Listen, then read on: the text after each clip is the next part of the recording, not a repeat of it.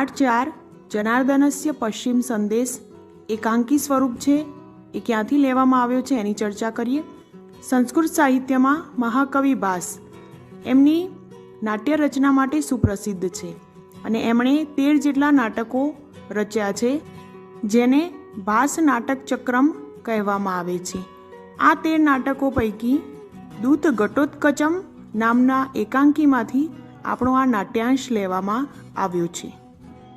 આપણા ધાર્મિક ગ્રંથ મહાભારત વિશે આપ સૌ જાણતા હશો, તો એ મહાભારતના આધારિત આપણું આ પાઠનું નાટ્યાંશનું કથાવસ્તુ છે। કુરુક્ષેત્રમાં જ્યારે યુદ્ધ થયું ત્યારે એક સમય એવો આવ્યો કે અર્જુનનો પુત્ર જે હતો અભિમન્યુ એને અન્યાયથી કૌરવોએ એનો વધ કર્યો હતો। તો આના કારણે અર્જુન અત્યંત વ્યથિત થઈ ગયો અને એ એટલો બધો કરુણામય બની ગયો કે એણે આ વધ કરનારાઓ જે હતા એ બધા જ એ કૌરવના પક્ષના બધા જ લોકોનો વધ કરવાનો એમણે નિર્ધાર કરી દીધો।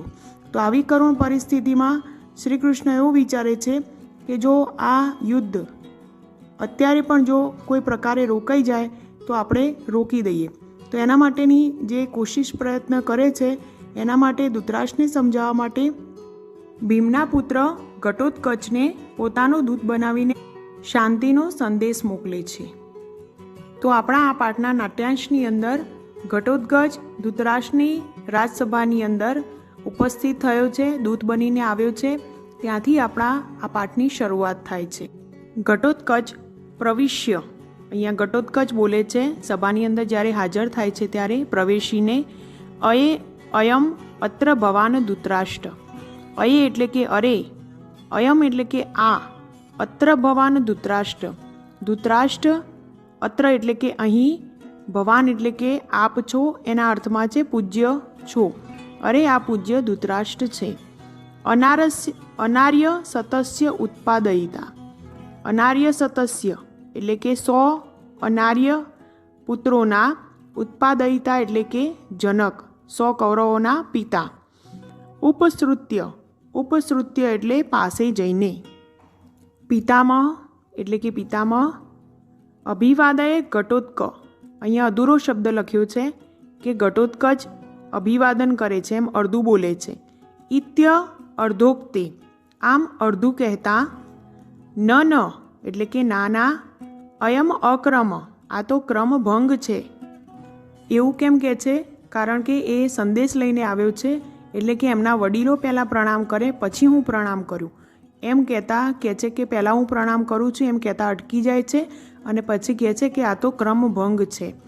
આગળ જોઈએ, યુધિષ્ઠિર આદયશ્ચ મે ગુરવો ભવંતમ અભિવાદયંતી, એટલે કે યુધિષ્ઠિર વગેરે મારા, મેં એટલે કે મારા, ગુરવો એટલે ગુરુજનો, ભવંતમ એટલે કે આપને, અભિવાદયતી અભિવાદન કરે છે એટલે કે પ્રણામ કરે છે। પશ્ચાત ઘટોત્કચ અહમ, પશ્ચાત એટલે કે પછી, ઘટોત્કચ હું, અભિવાદય એટલે કે પ્રણામ કરું છું। ધૃતરાષ્ટ્ર એહી પુત્ર, ધૃતરાષ્ટ્ર અહીં કહે છે આવ પુત્ર। ઘટોત્કચ અહો કલ્યાણ ખલુ અત્ર ભવાન, ઘટોત્કચ એ આવવાનું કહે છે ધૃતરાષ્ટ્ર એટલે એમને માન આપતા કહે છે કે અહા આપ શ્રી એટલે કે અત્ર ભવાન તમે અહીં, ખલુ એટલે કે ખરેખર, કલ્યાણ એટલે કલ્યાણકારી છો। કલ્યાણાનામ પ્રસૂતિ પિતામહ આહ ભગવાન ચક્રાયુધ, કલ્યાણ રૂપ પ્રસૂતિ એટલે કે કલ્યાણ રૂપ વસ્તુઓના ઉદ્ભવ સ્થાન એવા, એનો મતલબ છે કે જે કલ્યાણકારી વ્યક્તિ છે એવા તમે, એટલે કે તમને ભગવાન ચક્રાયુધ એટલે કે ભગવાન ચક્રાયુધ એટલે કે શ્રી કૃષ્ણ, અહીંયા ચક્રપાણી એટલે કે શ્રી કૃષ્ણએ પિતામહ આહ એટલે કે પિતામહને એટલે તમને કહ્યું છે। આ એટલે કહેવું, શું કહ્યું છે એ આગળ જોઈએ। એના પહેલાં આપણે આટલા 3 ડાયલોગનું ભાષાંતર જોઈશું। ઘટોત્કચ પ્રવેશ કરીને અરે આ પૂજ્ય ધૃતરાષ્ટ્ર છે, 100 અનાર્ય પુત્રોના જનક, પાસે જઈને પિતામહ અભિવાદન કરું છું હું ઘટોત્ક, એમ અડધું કહેતા ના આ તો ક્રમભંગ છે। યુધિષ્ઠિર વગેરે મારા ગુરુજનો આપને પ્રણામ કરે છે।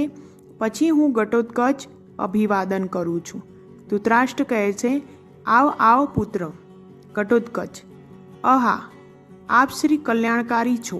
ભગવાન ચક્રપાણીએ એટલે કે શ્રી કૃષ્ણએ કલ્યાણરૂપ વસ્તુઓના ઉદ્ભવસ્થાન આપ પિતામહને કહ્યું છે.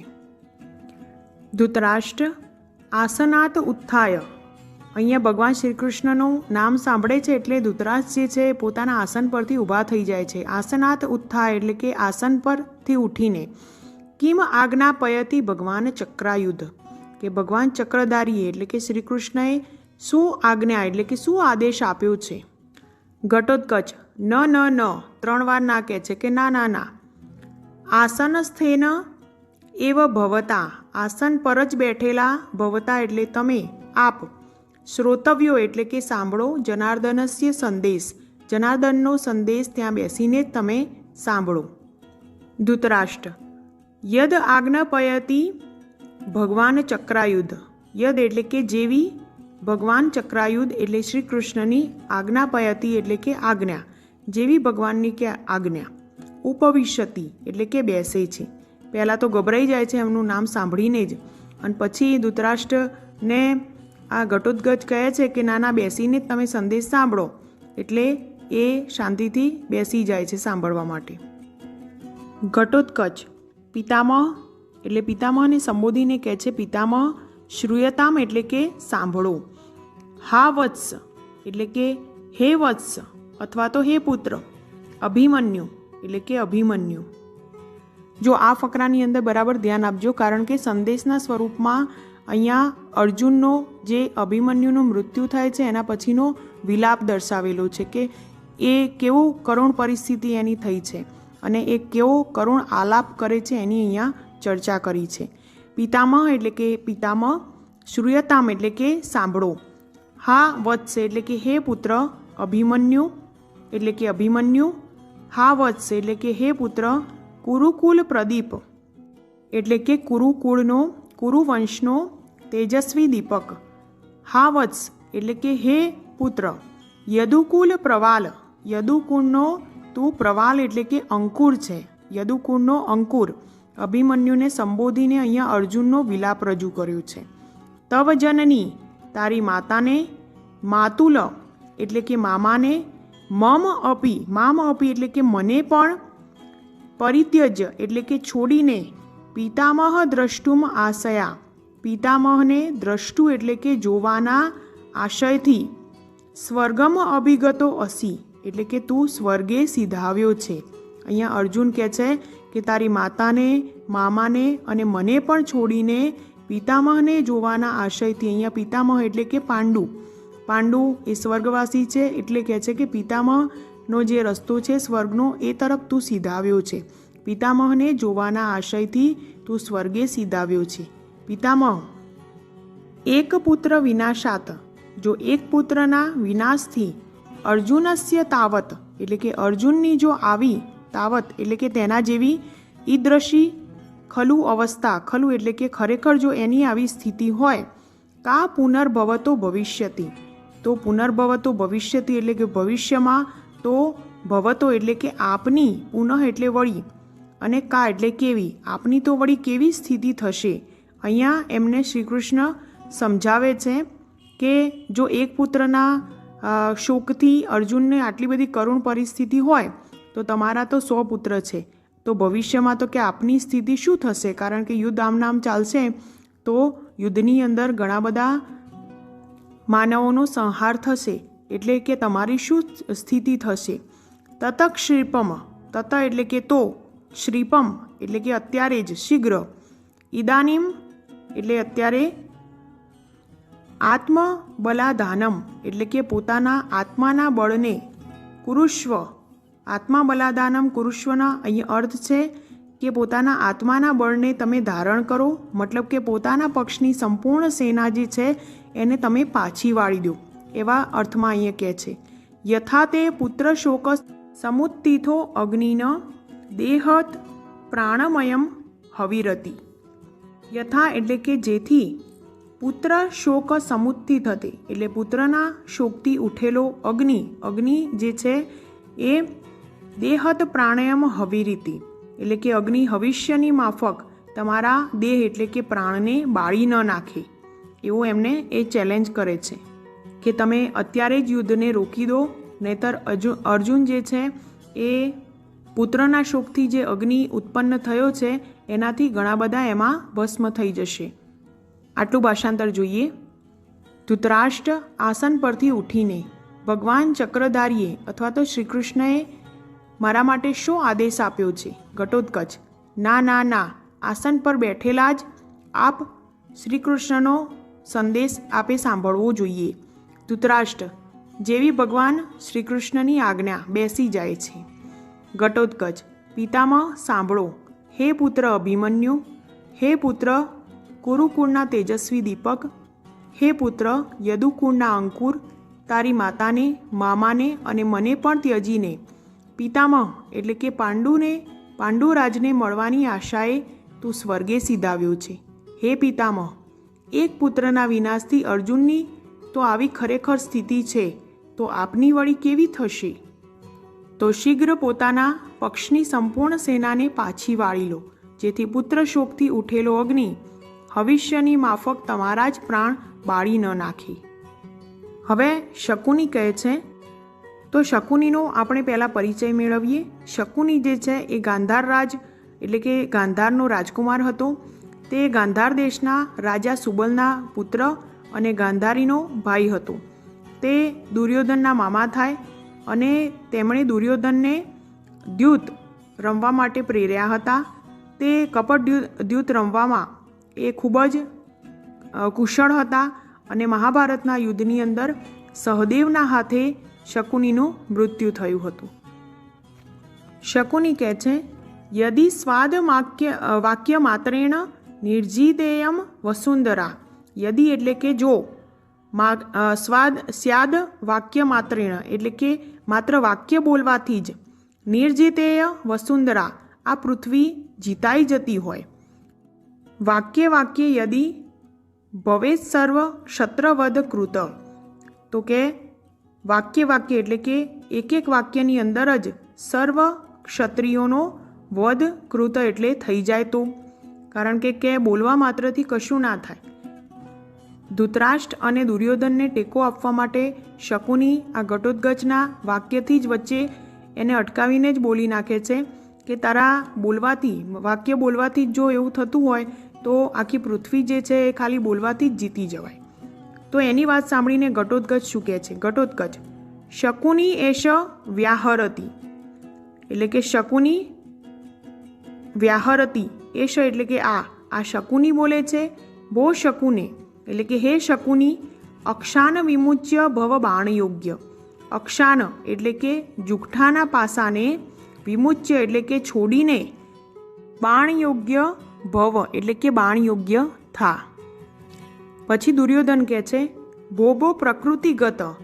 ભો એટલે કે અરે રે, આ તો પ્રકૃતિગત એટલે કે પોતાના સ્વભાવ પર આવી ગયો. એવું કેમ કહે છે? કારણ કે એ હિડિંબાનો પુત્ર છે, એટલે કે રાક્ષસી કુળનો, એટલે રાક્ષસ છે એ સ્વરૂપે કહે છે કે આ પોતાના સ્વભાવ પર આવી ગયો. વયમ અપી ખલુ, અમે પણ, ખલુ એટલે કે ખરેખર, રૌદ્ર રાક્ષસ ઉગ્ર સ્વભાવા. રૌદ્ર રૂપ ધરાવનારા રાક્ષસોના ઉગ્ર સ્વભાવવાળા છીએ. કે તું રાક્ષસ છે તો અમે પણ રૌદ્ર સ્વરૂપ એટલે કે ગુસ્સો કરનારા એવા રાક્ષસ છીએ. તો એના જવાબમાં ઘટોત્કચ કહે છે, શાંતમ પાપમ શાંતમ પાપમ. શાંતમ પાપમનો અર્થ થાય છે પાપ શાંત થાવ, એટલે કે આવું ના કહેશો. રાક્ષસેભ્યો અપી ભવંત એવ ક્રૂરતરા. રાક્ષસો કરતાં પણ કે તમે, ભવંત એટલે તમે, એવ એટલે જ, તમે બધા જ કે ક્રૂરતરા એટલે વધારે ક્રૂર છો. કુતઃ એટલે કેમ કે, પછી એનું કારણ આપે છે કે તમે વધારે, રાક્ષસો કરતાં પણ વધારે ક્રૂર છો. કેવી રીતે? નતુ જતુગૃહે સુપ્તાન ભ્રાતૃન દહંતી નિશાચરા. નિશાચરા એટલે રાક્ષસો તો જતુગૃહે એટલે કે લાક્ષાગૃહમાં, સુપ્તાન એટલે કે સૂતેલા, ભ્રાતૃન એટલે કે ભાઈઓને, ન દહંતી એ બાળી દેતા નથી. રાક્ષસો કે તમારા જેવું કામ કરતા નથી, કારણ કે એના પહેલાં એવી ઘટના બની હોય છે કે લાક્ષાગૃહની અંદર જે આ પાંડવો રોકાયા હતા એમને મારવાની કોશિશ આ કૌરવો દ્વારા થઈ હતી, તો કે અમે તમારા જેમ ભાઈઓને બાળી દેતા નથી. અને બીજું કહે છે શિરસી ન તથા ભ્રાતૃ પત્ની સ્પૃશ્યંતી નિશાચરા. અને રાક્ષસો તો નિશાચરા એટલે રાક્ષસો તો કે પોતાના ભ્રાતૃપત્ની એટલે કે ભાઈની પત્નીને શિરસી એટલે કે મસ્તક પર પણ ન સ્પૃશ્યંતી સ્પર્શ કરતા નથી. અને એમને એ ઘટના યાદ દેવડાવે છે કે દ્રૌપદીના એમણે વસ્ત્રાહરણની આખી ઘટના જે છે એ જે અપમાનજનક ઘટના બની હતી એવું રાક્ષસો કરતા નથી. એટલું ભાષાંતર જોઈએ. શકુની, જો માત્ર વાક્ય બોલવાથી જ આ પૃથ્વી જીતાઈ જાય અને જો એક એક વાક્યમાં જ સર્વ ક્ષત્રિયોનો વધ થઈ જાય તો. ઘટોત્કચ, આ શકુની બોલે છે, હે શકુની, જુઠ્ઠાના પાસા છોડીને બાણ ધારણ કરવા યોગ્ય થઈ જા. દુર્યોધન, અરે ઓ, આ તો પોતાના સ્વભાવ પર આવી ગયો. અમે પણ ખરેખર રૌદ્ર રૂપ ધરાવનારા રાક્ષસોના જેવા ઉગ્ર સ્વભાવવાળા છીએ. ઘટોત્કચ, પાપ શાંત થાવ, આમ ના કહેશો. રાક્ષસો કરતાંય આપ બધા જ વધારે ક્રૂર છો. કેમ કે નિશાચરો પણ લાક્ષાગૃહમાં સૂતેલા ભાઈઓને નથી બાળી નાખતા. તેઓ પોતાના ભાઈની પત્નીના મસ્તક પર પણ સ્પર્શ કરતા નથી. આ સાંભળીને દુર્યોધન શું કહે છે? દૂતઃ ખલુ ભવાન પ્રાપ્તો ન ત્વમ યુદ્ધમ અર્થ આગત. દૂત ખલુ એટલે કે ખરેખર, ભવાન એટલે કે તમે, ખરેખર તમે દૂત પ્રાપ્તો એટલે કે દૂત થઈને આવ્યા છો. ન ત્વમ યુદ્ધમ અર્થમ આગત, તું યુદ્ધ માટે અહીં આવ્યો નથી. ગૃહિત્વા ગચ્છ સંદેશ, સંદેશ કે ગૃહિત્વા એટલે લઈને, ગચ્છ એટલે જા, સંદેશ લઈને જા. ન વયમ દૂત ઘાતકા, અમે વયમ એટલે કે અમે દૂત ઘાતકા એટલે દૂતની હત્યા કરનારા નથી. એને ચેલેન્જ આપે છે કે અમે દૂતની હત્યા નથી કરતા, તું અહીંયા જે સંદેશ આપવા માટે આવ્યો હોય આપીને અને લઈને જતો રહે. આ સાંભળીને બળવાન અને હિંમતવાન એવા ઘટોત્કચ શું કહે છે? સરોષમ એટલે કે ગુસ્સે ભરાઈને, કિમ દૂત ઇતિ મામ પ્રગ્રશ્યતિ, કે શું મને દૂત મામ એટલે કે દૂત મને કહીને પ્રગર્ષયતી એટલે કે મારું અપમાન કરો છો. મા તાવત ભો, રહેવા દો, કે જો એમ હોય તો તેમ નથી. ન દૂતો અહમ, હું દૂત નથી, કે તમે એવું સમજી લો કે હું દૂત નથી. પ્રહરદ્વમ સમાહતા એટલે કે બધા જ સમાહતા એટલે ભેગા મળીને, પ્રહરદ્વમ એટલે કે મારા પર પ્રહાર કરો. સર્વે ઉત્તિષ્ઠંતી આવી લલકાર આપે છે એટલે સભાની અંદર બધા જ ઊભા થઈને એનો લલકાર સ્વીકારવા માટે તૈયાર થઈ જાય છે. તો એવી સ્થિતિ જોઈને ધૃતરાષ્ટ્રને ચિંતા થઈ જાય છે કે આ તો દૂત તરીકે આવ્યો છે. તો ધૃતરાષ્ટ્ર કહે છે પૌત્ર ઘટોત્કચ મર્ષયતુ ભવાન, પુત્ર ઘટોત્કચ મર્ષયતુ ભવાન એટલે કે તમે ક્ષમા કરો. મદ વચન અવગંતા ભવ, મારા વચનોને તમે સમજનાર બનો અથવા તો મારા વચનો સ્વીકારો. એટલું ભાષાંતર જોઈ લઈએ. દુર્યોધન કહે છે તમે દૂત તરીકે અહીં આવેલા છો, યુદ્ધ કરવા આવ્યા નથી. સંદેશ લઈને જાઓ, અમે દૂતના હત્યારાઓ નથી. ઘટોત્કચ રોષપૂર્વક, શું દૂત કહીને મને અપમાનિત કરો છો? જો એમ હોય તો રહેવા દો. ના, હું દૂત નથી. ભેગા મળીને મારા પર પ્રહાર કરો. બધા ઉઠી જાય છે. ધૃતરાષ્ટ્ર, પૌત્ર ઘટોત્કચ તમે ક્ષમા કરો, મારા વચનોને સમજનાર બનો. પછી ઘટોત્કચ કહે છે ભવતુ ભવતુ એટલે કે ભલે ભલે. પિતામહસ્ય વચનાત દૂતો અહમ અસ્તિ, પિતામહના વચનથી હું દૂત છું. એટલે કે એનો જે રોષ હોય છે એ શાંત થઈ જાય છે. બોબો રાજન, અને પછી આખી સભાને એ સંબોધીને કહે છે કે અરે ઓ રાજાઓ, કારણ કે જેટલા રાજાઓ યુદ્ધમાં કૌરવ પક્ષે હતા એ બધાને લલકાર આપતું એ આખો સંદેશ શ્રી કૃષ્ણનો કહે છે. શ્રૂયતામ જનાર્દનસ્ય પશ્ચિમ સંદેશ, શ્રૂયતામ એટલે કે સાંભળો, જનાર્દનસ્ય એટલે કે શ્રી કૃષ્ણનો, પશ્ચિમ એટલે અહીંયા અંતિમ છે, અંતિમ સંદેશને તમે બધા સાંભળો. ધર્મમ સમાચર, ધર્મનું આચરણ કરો. કુરુ સ્વજન વ્યપેક્ષામ એટલે કે પોતાના સ્વજનોની અથવા તો બાંધવોની ચિંતા કરો. યત મનસી કાંક્ષિતમ અસ્તિ તત સર્વમ ઇહ અનુતિષ્ઠ એટલે કે જે કાંઈ તમારી ઈચ્છા હોય, આકાંક્ષા હોય તે બધું અહીં જ કરી લો.